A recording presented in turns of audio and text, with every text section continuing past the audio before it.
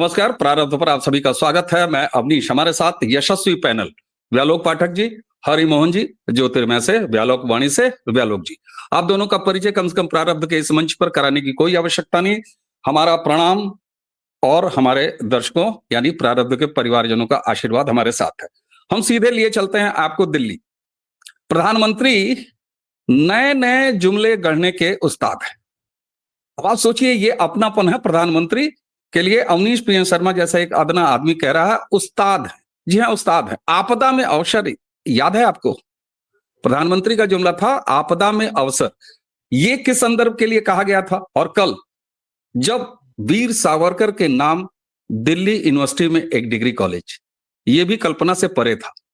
लेकिन कल जब प्रधानमंत्री सावरकर कैंपस से खड़े होके दिल्ली के स्वघोषित सुल्तान और भारतीय राजनीति के सबसे बड़े शहरी माओइस्ट, मैं नक्सली नहीं कहता, उसके अपने मेरे कारण हैं, सबसे बड़ा अराजक जो राजनीति बदलने आए थे, लेकिन उन्होंने राजनीति के पैमाने बदल दिए भ्रष्टाचार के मामले में, शराबखोरी के मामले में। और आप कल्पना कीजिए, जिस मुख्यमंत्री का एक मंत्री, एक ही व्यक्ति शराब और शिक्षा दोनों मंत्री हो, उसके लिए प्रायोरिटी क्या हो सकती है? मैं मनीष सिसोदिया जैसे व्यक्ति की बात कर रहा हूं। प्रधानमंत्री ने एक बार फिर कल रामलीला मैदान से, जब दिल्ली विधानसभा चुनाव के पहले रामलीला मैदान में वो एक जनसभा संबोधित कर रहे थे, उन्होंने फिर एक बार आपदा शब्द का इस्तेमाल किया। लेकिन इस बार उन्होंने आप और दा, इस दोनों के बीच में एक डैश लगा दिया। और वहां से जो बात शुरू हुई, संभवतः केजरीवाल अब सीधे सीधे भारतीय जनता पार्टी के निशाने पे आ गए हैं। इलेक्शन होना है, केजरीवाल सबसे आगे चल रहे हैं। आगे का मतलब तैयारियों में आगे चल रहे हैं। लेकिन कांग्रेस भी उनके साथ हाथ छुड़ाने के बाद लगातार बराबर दौड़ रही है।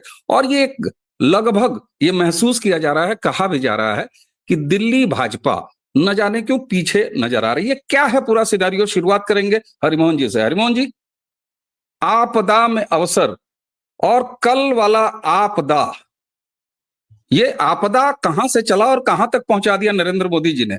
और एक बार तो माननी पड़ेगी, नरेंद्र मोदी जी जब ट्रोल करने पर आ जाएं तो फिर बड़ा से बड़ा ट्रोलर इस धरा पर पानी मांगता है। भैया बहुत बहुत शुक्रिया।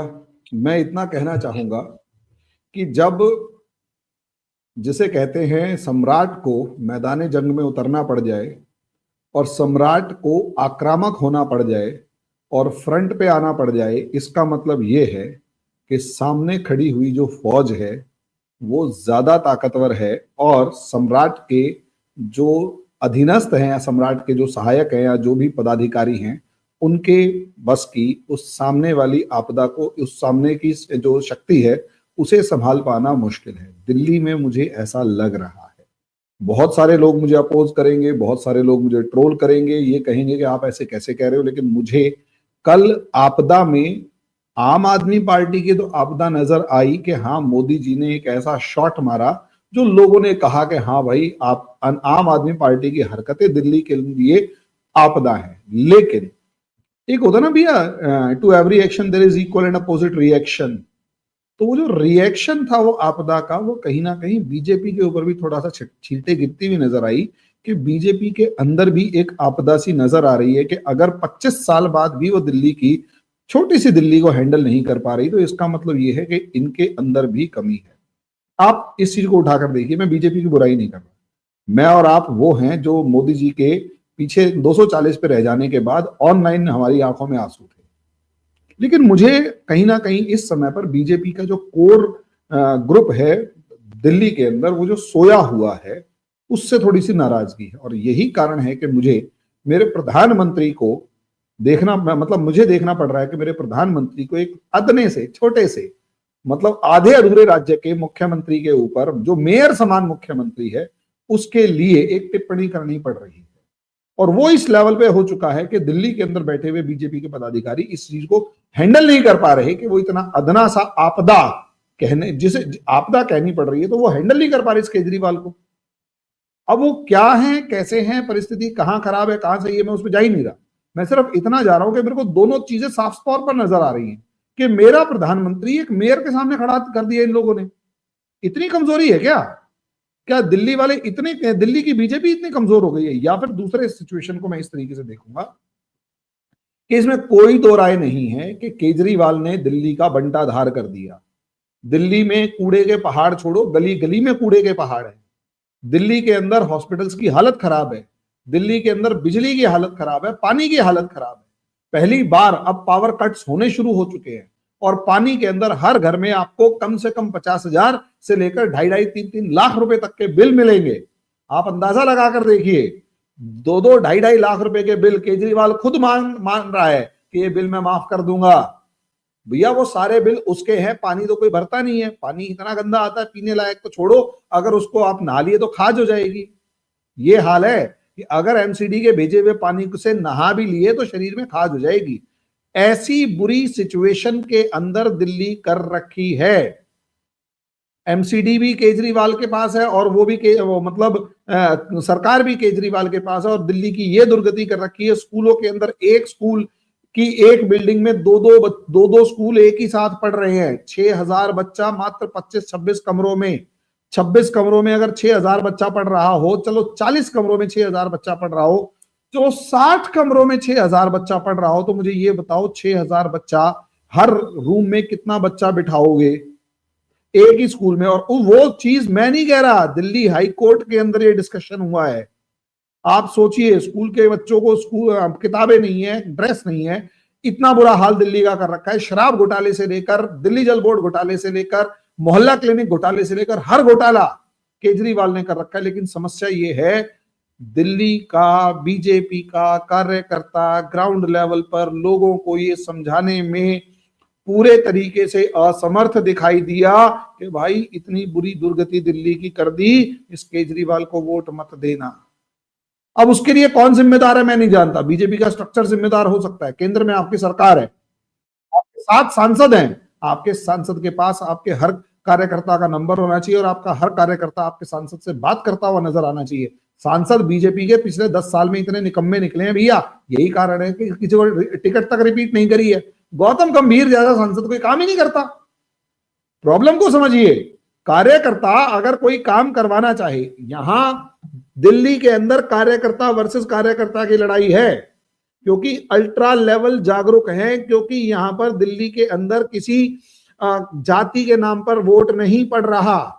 दिल्ली का जो हिंदू वोटर है वो धर्म के नाम पर वोट नहीं डाल रहा, ये समझिए। दिल्ली के अंदर जो मुसलमान है वो धर्म के नाम पर वोट डाल रहा है, लेकिन दिल्ली के अंदर जो हिंदू है वो धर्म के नाम पर मोदी को वोट डालता है, धर्म के नाम पर दिल्ली के अंदर वोट नहीं डालता। इस चीज को हमें समझना होगा। और क्योंकि धर्म के नाम पर दिल्ली में वोट नहीं पड़ता, दिल्ली विधानसभा का वोट नहीं पड़ता, इस वजह से दिल्ली के अंदर बीजेपी का जो कार्यकर्ता है वो आम आदमी को समझाने के लायक ही नहीं है, समझा ही नहीं पा रहा कि अल्टीमेटली भाई केजरीवाल को वोट क्यों ना दे, क्यों देने से क्यों नुकसान है। और यहां तक कि इनका जो काउंसलर आके, भैया एक एग्जांपल मैं देता हूं, जिस गली से मैं आया हुआ हूं उस गली पे मैंने आज कुछ दिन पहले फोन किया। मैंने कहा भाई साहब एक बात बताओ कि मेरे को अपना कुछ वहां पर अगर मान लिया 2-4 के वीडियोस वगैरह बनवाने हो, तो कहता भाई देख आप आम आदमी पार्टी के खिलाफ नहीं बोलेंगे। मेरे को झटका लगा, 1990 से ये पूरा मोहल्ला, 1990 से ये पूरा मोहल्ला जो है एक मुश्त वो पूरा का पूरा जो एक वो होता है ना जो बूथ, वो पूरा बूथ जो है लगभग 2200 वोटों का बूथ, 2200 में से 2100 वोट बीजेपी को जाती हैं। ये पूरा मोहल्ला ये कह रहा है भाई साहब हम आम आदमी पार्टी को के खिलाफ नहीं बोलेंगे।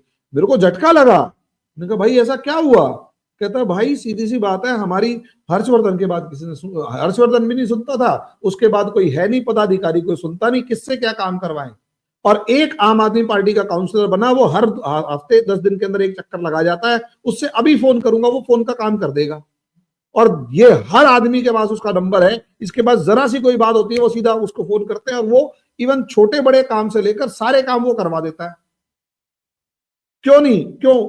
सोचिए पूरा बूथ गायब हो गया उनके हाथ से, कि उसी बूथ ने लोकसभा में बीजेपी को वोट किया है, वही बूथ जो अब तक बीजेपी का कोर वोटर था पिछले 30-40 साल से, वो बूथ अब क्या कह रहे हैं, हम बीजेपी को वोट नहीं करेंगे, हम आम आदमी पार्टी को वोट करेंगे। क्यों करेंगे? क्योंकि बीजेपी ने आज तक हमसे बात नहीं करी।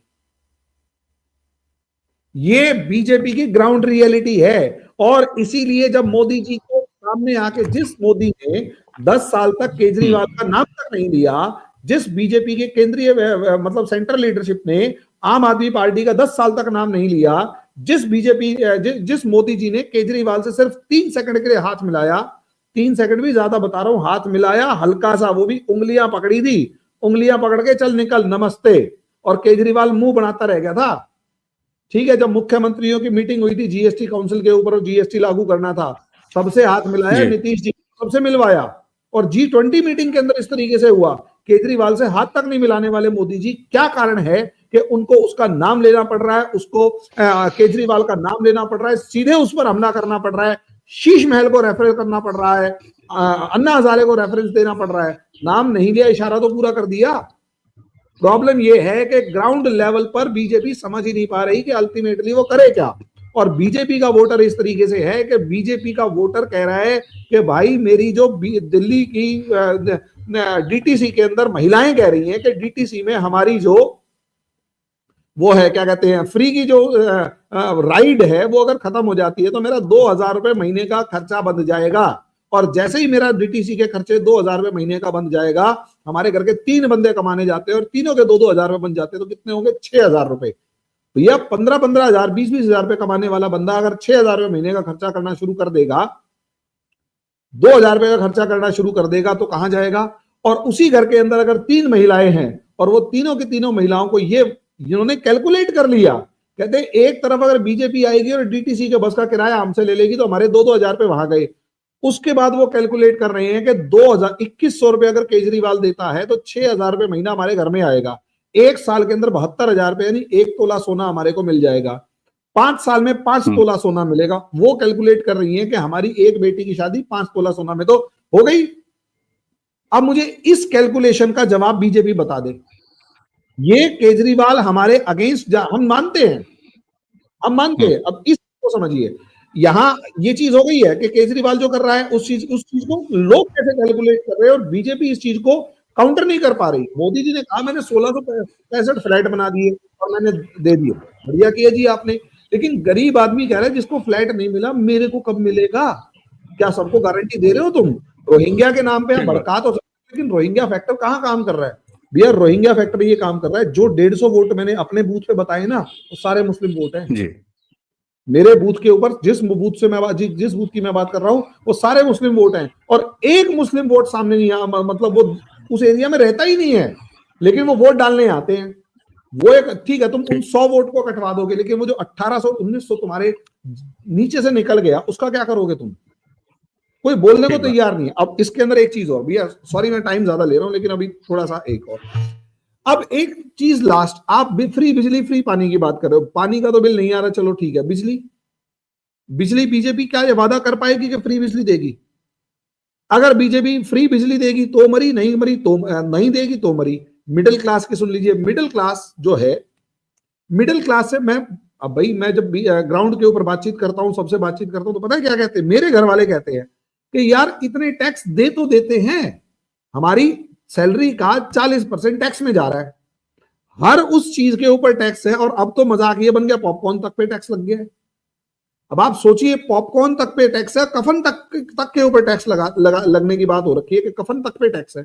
अब हटा दिया नहीं हटा दिया, मैं ये मानता हूं बीजेपी ने टैक्स रिफॉर्म में बहुत सारी चीजें टैक्स फ्री करी हैं, लेकिन मुझे ये बताइए क्या उस मिडिल क्लास आम आदमी के पास आपने ये मैसेज पहुंचाया कि इतनी सारी चीजें फ्री कर दी? क्या ये कार्यकर्ता उस घर घर जाके बता के यार आ पा रहा है? नहीं आ पा रहा। अब मुझे ये बताइए, जब कार्यकर्ता ये नहीं बता पा रहा तो मिडिल क्लास कह रहा है भैया, अब बीजेपी एक मिडिल क्लास ट्रैप में है। मिडिल क्लास ट्रैप ये है कि अगर वो फ्री देगी तो फंसी, मिडिल क्लास नाराज और वो लोग मानेंगे नहीं, लेकिन अगर वो नहीं देगी तो वो जो वोट बैंक जिसके ऊपर घात लगाए बीजेपी इस टाइम पर बैठी हुई है कि कैसे भी करके वो मदद करेगा या वो हम उनके बारे में सोचेगा, वो तो करेगा ही नहीं, वो वोट नहीं करेगा। यानी केजरीवाल का वोटर या तो केजरीवाल को वोट करेगा या कांग्रेस को वोट करेगा। सोच कर देखिए, बीजेपी दिल्ली के अंदर कांग्रेस के मजबूत होने की वेट कर रही है कि कैसे कांग्रेस मजबूत हो और कैसे बीजेपी को इस बार कुछ सत्ता का स्वाद चखने को मिले, लेकिन उसमें भी कमी होती है। राहुल गांधी 25 तारीख तक तो कालका जी मंडी में घूमते हुए नजर आए, लहसुन 400 रुपए किलो बोलते हुए नजर आए, 1 किलो लहसुन खा भी लिया उन्होंने 2-4 दिन के अंदर। उसके बाद वो वियतनाम गए। अब मुझे ये बताओ, वियतनाम अगर वो भाग गए हैं तो इसका दूसरा पार्ट क्या है?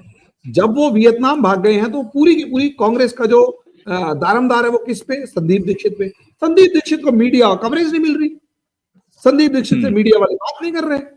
यानी कांग्रेस मजबूत होने की तरफ जो घात लगा के बीजेपी बैठी हुई थी, वो कांग्रेस ने मैदान छोड़ दिया, और जैसे ही वो कांग्रेस ने मैदान छोड़ा, बीजेपी की हालत टाइट हो गई। इसलिए मोदी जी को बीच में उतरना पड़ा और आपदा कहना पड़ा। क्या इस आपदा का असर, अच्छा एक चीज और मजे की बात सुनिए, इस आपदा का असर मिडिल क्लास पे होगा, झुग्गी झोपड़ी पे होगा, मुसलमान पे होगा? मुसलमान वोट देगा बीजेपी को? झुग्गी झोपड़ी वाला वोट देगा बीजेपी को? मुझे तो नहीं लगता। आपदा वाला, आपदा से इंप्रेस होने वाला बंदा पहले भी आपको वोट दे रहा था, अभी भी वोट दे रहा है।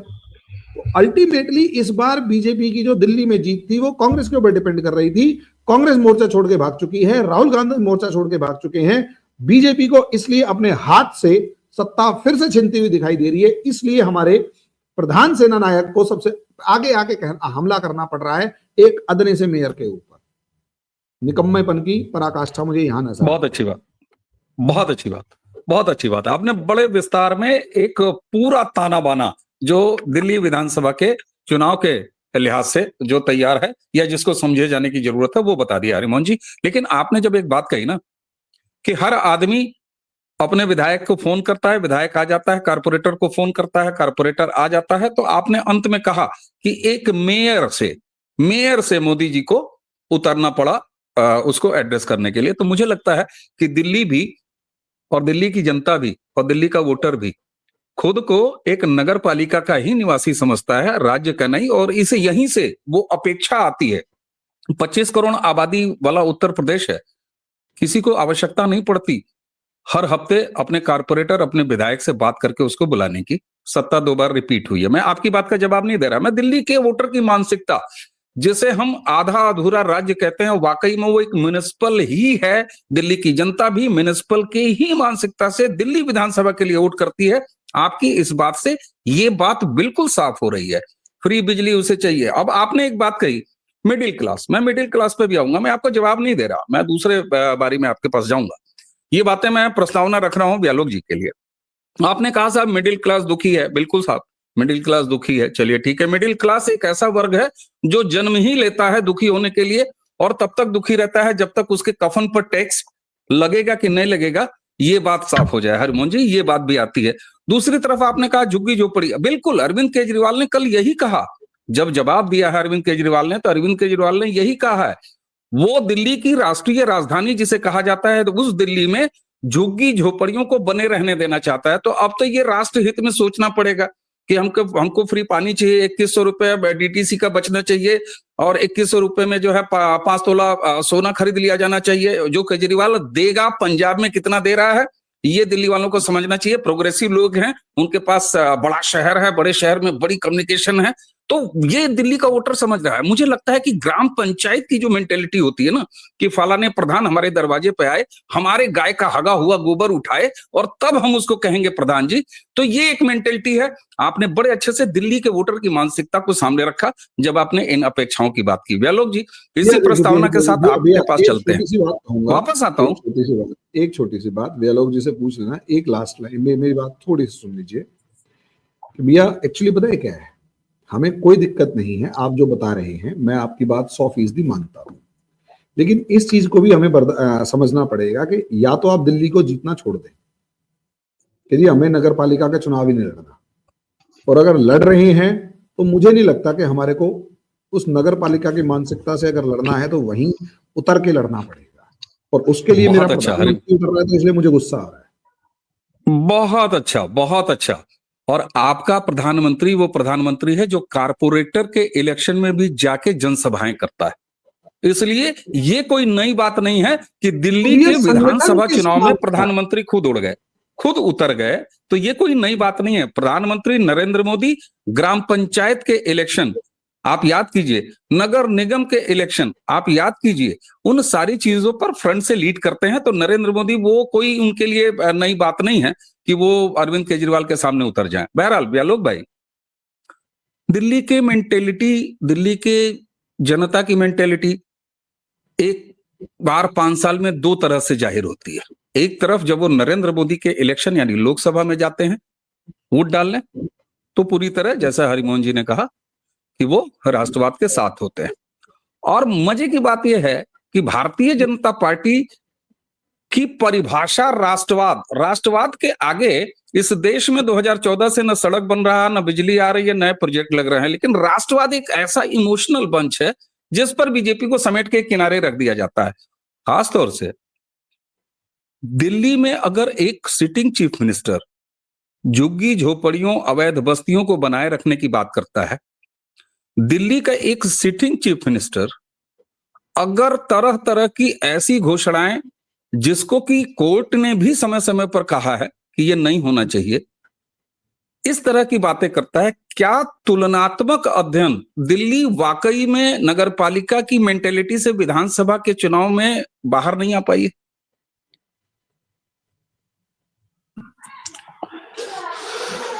नगर पालिका की मेंटालिटी तो बहुत दूर की बात है। इन लोगों में सबसे पहले तो नागरिकता बोध ही नहीं है। नागरिकता का बोध अगर होता तो ये लोग इस तरह की बात नहीं करते। दूसरी बात यह है कि हमारे यहाँ समन्वय भी नहीं है। इस वक्त एक चुनाव आयोग नाम की संस्था हुआ करती है जो चुनाव के समय काफी सक्रिय होती है, तो उसको अभी ये सब क्यों नहीं दिखाई दे रहा है? जब सरेशाम भाई केजरीवाल ने फॉर्म भरवाना शुरू किया, उसके बाद बड़े बड़े एक एक पन्ने के विज्ञापन दिल्ली सरकार ने निकाले। आप देखिए, पैराडॉक्स देखिए, मजेदार बात देखिए, केजरीवाल निकाल रहे हैं और उनके साथ आतिशी हैं फॉर्म भरने के समय और फॉर्म भरवा रही हैं, और उसके बाद दिल्ली सरकार के विभागों से एक एक पन्ने का विज्ञापन निकलता है कि ऐसी कोई योजना नहीं चल रही है। तो मतलब केवल फॉर्म भरवाया जा रहा है, तो फर्जीपना किया जा रहा है। तो इस पर कार्रवाई क्यों नहीं हो रही है, या फिर भाजपा ही क्यों नहीं कह रही है कि इस पर कार्यवाही हो?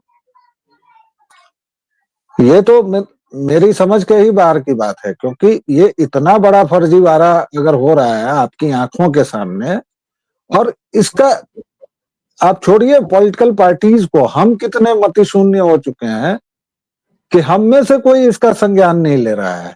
मैंने इस विषय पर कहीं चर्चा नहीं सुनी है कि भाई कार्यवाही क्यों नहीं हो रही है। शायद उसमें टीआरपी ना हो, शायद वो विषय बहुत सूखा हो जाए, उसमें भावनाओं का उद्वेलन नहीं है, सांसों की उतार चढ़ाव नहीं है, आवाज की खनक और गांभीर्य का जो आंदोलन है वो नहीं है, बलाघात नहीं है, तो नाटकीय तत्व उसमें शायद नहीं है, एक सपाट बयानी सी है, इसलिए शायद उस पर चर्चा नहीं हुई। लेकिन मैं तो हमेशा, देखिए, अब मैं किसी भी प्रश्न के मूल में झांकने की कोशिश करता हूं, तो ये सब तो बहुत बड़ी बात है। ऑब्वियसली भाई केजरीवाल आपके इकोसिस्टम को टक्कर देने वाली जो इकाई है उसका प्रतिनिधि है, आप उसको कमतर क्यों आंक रहे हैं सब? वो जॉर्ज सोरोस का प्रतिनिधि अगर है आपका राहुल विंची, तो वो भी तो उसी का पार्ट है ना? या नहीं लगाया था उस पर दांव कभी लोगों ने?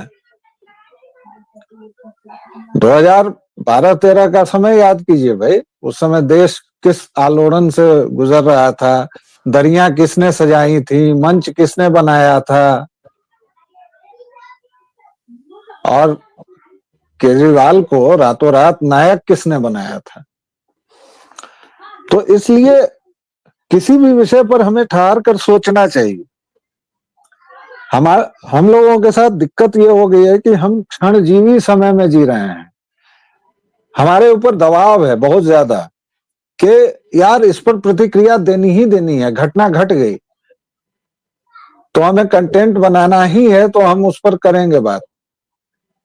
अगर नहीं किसी दिन घटना हो रही है तो हम लोग बेचैन होने लगते हैं। वापस देखिए, हम लोग फिर प्रिंट के समय में पहुंच गए हैं। तकनीक चाहे कितनी भी आधुनिक हो गई है, लेकिन हम प्रिंट के जमाने में ही हैं। जी व्यालोक जी, जी क्या हम ये कंटेंट कैसा बनाया जाए यूट्यूब में, कंटेंट क्रिएटर्स के विषय पर बात कर रहे हैं नहीं या नहीं कहीं और बात सॉरी कर रहे हैं? मुझे लग सॉरी रहा है कि मैं दिल्ली नहीं के नहीं जनमत को, हाँ हाँ। वो मैं थोड़ा हारमोनियम लेके इधर उधर निकल गया, उसके लिए क्षमा रहेगा। लेकिन ये जो केजरीवाल का दैत्य जो खड़ा किया गया है, उसमें पहली आपत्ति मेरी ये है कि नहीं, वो प्रधानमंत्री मोदी उसका जवाब दें, ये जरूरी है, क्योंकि वो उस सिस्टम का हिस्सा है केजरीवाल, और इसलिए उनको कमतर आंकना मतलब मेरे हिसाब से ठीक नहीं है। पहली बात ये। दूसरी बात, चुनाव का समय है, और वो बात मुझसे पहले अवनीश जी कह चुके हैं, उसको दोहराना ही होगा कि भाई बीजेपी तो हर एक चुनाव इसी तरह से लड़ती है। मैं पिछले अगर 15-20 साल से देख रहा हूं, तो हर एक चुनाव में वो ऐसे ही उतरते हैं, हर एक व्यक्ति इन्वॉल्व रहता है। ऐसा नहीं है कि किसी चुनाव में हम नहीं उतरेंगे या परहेज है, थोड़ा कम बेसी हो जाता है अनुपात, लेकिन उतरती तो इसी उत्साह से। तो ये दूसरी बात है। और जो अंतिम मूल है प्रश्न कि भाई क्या नगर निगम की आकांक्षाएं उसके नागरिकों की, तो मुझे लगता है कि बहुतेरी दिल्ली की जो जनता है, शायद उसको इसी मानसिकता में आनंद आ रहा है कि सब ठीक है, थोड़ा सा, हालांकि नाक घुमा के पकड़ेंगे तो वो सब मुफ्त वाली योजनाओं पर भी बहुत बात करनी पड़ेगी कि वो वास्तव में मुफ्त भी है कि वो भी छलावा है। तो उस छलावे के पीछे भी लेकिन लोग मुग्ध हैं कि ठीक है। अरे आप दिल्ली के किसी भी अंदरूनी इलाके में चले जाइए, साउथ से लेके वेस्ट और ईस्ट से लेके कहीं भी, तो जो सड़कों की हालत है, जो गलियों की हालत है, जो नालियां बह रही हैं, ये सब मतलब चूब करने वाली स्थितियां हैं। लेकिन अब वहां अगर केजरीवाल का बोलबाला है तो है, उसको स्वीकार करना चाहिए। बिल्कुल ठीक बात है। दिल्ली में नालियां उतराती हुई बहें वो ठीक हैं, लेकिन शराब पर एक बोतल फ्री अगर बैठकी में बह रही है, तो मुझे लग रहा है कि इस पर दिल्ली की नालियों का बहना जो है वो थोड़ा कम हो जाता है। हरिमोहन जी ने भी बड़े सही आंकड़े रखे साहब, 5 तोला सोना 5 साल में। और यहाँ अगर मैं हरिमोहन जी की एक बात निकालूं तो मुझे लगता है कि दिल्ली के विधानसभा चुनाव के नजरिए से दिल्ली के वोटर की पूरी मानसिकता और पूरी सच्चाई सामने रख दिया था पहली ही बातचीत में। अपने पहले कथ्य में हरिमोहन जी ने जब उन्होंने कहा कि भाई साहब, मोदी के चुनाव को छोड़ के दिल्ली के विधानसभा चुनाव में हिंदू बन के वोटर वोट नहीं कर रहा, नहीं करता, राष्ट्रवादी बन के वो वोट नहीं करता, अगर जातियों पर चुनाव नहीं होता। बिल्कुल सही बात है, ये तो इतिहास में है। अगर जातीयता बरकरार रहती तो 8 बार बसना न होता, 8 बार उजड़ना नहीं होता। तो ये बात तो सही है, कितनी अच्छी बात है कि दिल्ली में जातियों पर चुनाव नहीं होता, लेकिन दिल्ली में अवैध को वैध तरीके से माना जाए, इसके लिए चुनाव जरूर होता है और उस पर वोट जरूर पड़ता है। तो ये मानसिकता का फर्क है, बिल्कुल सही बात है। और मुझे लगता है यही हरिमोहन जी ने अपनी पहली ही बातचीत में वो आईना निकाल के बाहर रख दिया था कि जब दिल्ली का वो मध्यम वर्ग, जिसको कि वाकई बड़ा परेशान है, मैंने शुरू में ही कहा, वो पैदा ही होता है परेशानी में, वो कफन तक पे परेशान ही रहता है, वो सोकल्ड जो मध्यम वर्ग है, जो राष्ट्रीय राजधानी के दिल्ली जैसे महानगर में रहता है, जिसको सब कुछ पता होना चाहिए ऐसा वो खुद समझता है और वो समझाता भी है, उसे राष्ट्रवाद नहीं लुभाता, 2100 रुपया लुभाता है, एक शराब पर एक शराब की बोतल फ्री लुभाती है। उसे पता है कि 24-42 कमरों में 6000 मेरे बच्चे पढ़ रहे हैं, लेकिन वो उसे अच्छा लगता है क्योंकि अवैधता का समर्थन करता है केजरीवाल, और केजरीवाल की राजनीति अवैध को वैध तरीके से देखती है। केजरीवाल की राजनीति संभवतः दिल्ली विधानसभा और दिल्ली के विधानसभाई वोटर की मानसिकता ही अवैधता को वैधता प्रदान करने वाली किसी आस में बनी हुई है। और इसीलिए मुझे लगता है कि दिल्ली में भारतीय जनता पार्टी, मैं ये नहीं कहता कि भारतीय जनता पार्टी चुनाव लड़ने की तैयारी नहीं कर रही है। हमने यहां तक ये भी बात नहीं की इतनी देर से कि कांग्रेस किनारे हो गई तो किसको कितना लाभ मिलेगा। अरे भाई, जब दिल्ली को 2100 रुपए डीटीसी, एक बोतल पर एक बोतल फ्री और 42 कमरों में 6000 बच्चे, तो फिर दिल्ली की सूद राहुल गांधी ही क्यों ले? राहुल गांधी भी छोड़ के दिल्ली चले गए। और ऐसे छोड़ने के लिए तो पंजाब भी छोड़ दिया गया है, पंजाब के किसानों तक को छोड़ दिया गया है। पंजाब को छोड़ के बाकी किसान पूरे देश के कहते हैं किसान मत कहो, ये गाली हो गई है। तो ये कुछ चीजें हैं जिसका कि खुद इलाज खोजना पड़ता है।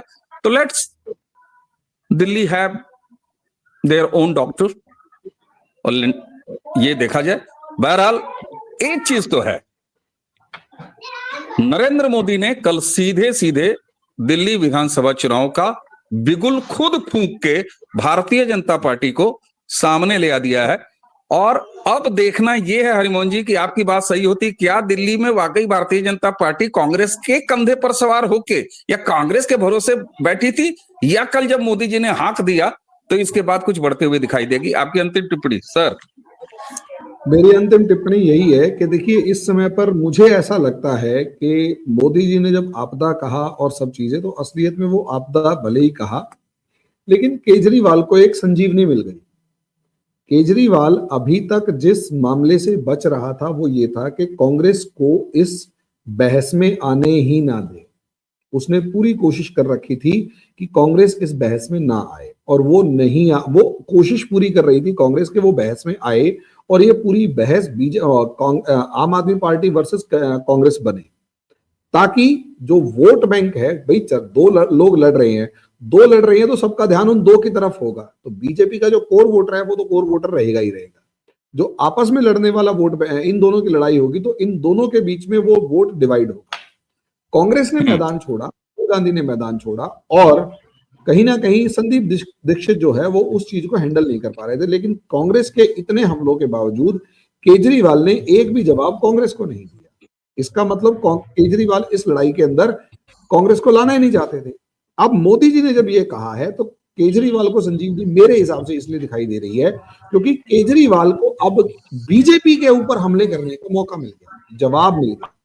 और जहां तक मेरा आकलन है वो ये है कि आगे आने वाले टाइम में केजरीवाल की एक आदत है, वो घटिया से घटिया, निचले से निचले स्तर पर जाकर घटिया से घटिया भाषा का इस्तेमाल करके जो लेवल के हमले कर सकता है, मोदी जी उस स्तर तक नीचे नहीं उतर पाएंगे। उनकी अपनी एक गरिमा है। वो ये तो कहते हैं कि चलो ठीक है, उन्होंने शातिर चोर भी कह दिया, पढ़ा लिखा और शातिर चोर भी कह दिया, सब चीजें कह दी। इम्पैक्ट जो है वो पढ़े लिखे मिडिल क्लास के ऊपर तो पड़ रहा है, उस आदमी पर नहीं पड़ रहा जिस आदमी को केजरीवाल वोट चाहता है। बिल्कुल वैसे ही जैसे काशीराम ने आशुतोष को थप्पड़ मारा। आशुतोष को थप्पड़ जब काशीराम ने मारा तो वो इसलिए मारा क्योंकि उसको काशीराम जी को पता था कि काशीराम जी का वोटर जो है वो अखबार के चक्कर में ज्यादा नहीं रहता, तो वो कुछ भी वो मतलब इस तरीके से वो डील कर सकते हैं। वही चीज केजरीवाल के साथ है कि केजरीवाल जब ये भाषा, और लालू भी जिस तरीके की भाषा बोलते थे, लालू का वोटर उस भाषा को पसंद करता था, वही चीज केजरीवाल करेगा। तो ऐसी सिचुएशन में मुझे ऐसा लगता है कि वो जो फेंस सिटर वाला वोटर था, जो 15% इधर और उधर हो रहा था, वो तो अभी भी कैलकुलेट कर रहा है। जो वोट केजरीवाल के लिए कंसोलिडेट, और सबसे बड़ी बात जो यहां दिल्ली के चुनावों में दिखाई दे रही है, केजरीवाल के घोटालों की चर्चा नहीं हो रही है।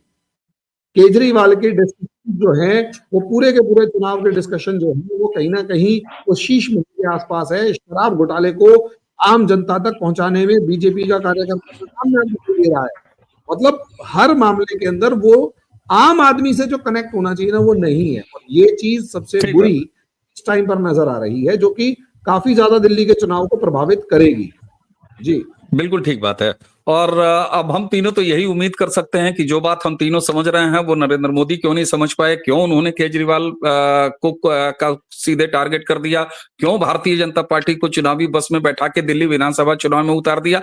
मुझे लगता है कि नरेंद्र मोदी जी अगर हमारा वीडियो देखेंगे तो आगे से केजरीवाल का नाम लेंगे। जो समझ हमारे अंदर है, कम से कम मोदी जी भी अपने अंदर वो समझ पैदा कर लेते, या दिल्ली के चुनाव को बहुत अच्छे से समझ जाते, तो संभवतः कुछ दिल्ली में भारतीय जनता पार्टी का भला हो जाता है। हरिमोहन जी, खैर हम लोग चाह के ही क्या करेंगे, जैसा कि व्यालोक जी ने कहा कि कंटेंट क्रिएटर्स की प्रॉब्लम है, फिर मुझे लगा कि अरे नहीं, ये तो विषय दिल्ली विधानसभा चुनाव का है। कुल मिला के एक चीज और कहना चाहूंगा दिल्ली, व्यालोक भाई, कंटेंट क्रिएटर की अगर बात कर रहे हैं तो हमारे हरियाणा वाले वीडियोस उठाकर देखिएगा। अब बस मेरी किस्मत अच्छी है कि मैं हरियाणा के अंदर पैदा हुआ, पला बढ़ा, और वहां के बाद दिल्ली में भी मेरा एक बहुत बड़ा भाई हिस्सा भाई भाई ये उधर मत ले जाइए यार। वो मैंने कहा एक चलती ये फिरती सबके टिप्पणी थी उसमें। आ रही। अरे उस भाई टाइम पर मैं भी खुद कंट अरे मैं गुरु आप लेकिन कहाँ मुझे ले जा लगता रहे है हैं? लेकिन मुझे लगता है कि इस बात का कम से कम इस वीडियो पर दर्शकों को कोई इंटरेस्ट नहीं है, कोई मतलब नहीं है। हाँ। हम तीनों बैठ के एक और वीडियो बनाएंगे कि जी आओ कंटेंट खेलें। मुझे लगता है कि जी ये बात दर्शकों के लिए नहीं है। दर्शकों, कुल मिला के दिल्ली कितनी कंफ्यूज है, दिल्ली का वोटर कितना जागरूक है, क्योंकि 5 साल के मियाद के 2 इलेक्शन आते हैं, एक लोकसभा के एक विधानसभा के। लोकसभा में दिल्ली का मतदाता क्या करता है ये भी हमने देखा है, विधानसभा में वो क्या करेगा ये भी हम लगातार देखते आए हैं। कांग्रेस कहां खड़ी है ये भी देखने वाली बात है। दिल्ली चुनाव अभी घोषित नहीं हुए हैं, लेकिन दिल्ली में गर्मी है। लेकिन एक बात और कहते हैं, जो दिया सबसे पहले जल जाता है उसका तेल बहुत जल्दी खत्म हो जाता है। भारतीय जनता पार्टी वो पार्टी है जिसे 365 दिन 24/7 इलेक्शन मोड की पार्टी कहा जाता है। इसलिए नरेंद्र मोदी ने अगर टॉप गियर लगाया है तो मुझे लगता है कि उनकी समझ हमसे थोड़ी बहुत ही कम होगी, बहुत ज्यादा कम नहीं होगी। दर्शकों, इसी के साथ आज की चर्चा समाप्त करेंगे। हरिमोहन जी, व्यालोक जी, आप दोनों का बहुत बहुत स्वागत। आओ कंटेंट बनाएं। दर्शकों, इसी के साथ हम तीनों को आज्ञा दीजिए। प्रणाम।